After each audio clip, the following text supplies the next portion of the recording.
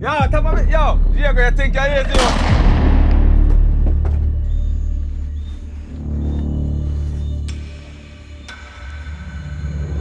Sick of the influence of this, you know. You see, all of the money where you make, you have to give me some out of that. Because when I lose my life, I get blocked, I get banned. Mummy, nobody feel like I say when me come off of the life, me and nobody in nothing, you know. Me and nobody in nothing, you know. We good, you know.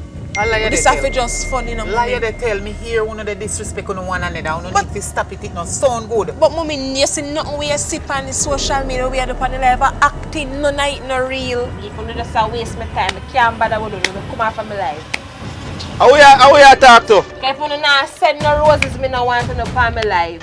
What are they in there, man? You're this wrong. You're this wrong, somebody. To tell you the truth, my brother. There are two sides of TikTok, you know. You have the fun side and then you have the toxic side, you know. Yeah, because you have to warn that because I tell us on the media is normal. And two people come on the news to get stopped out.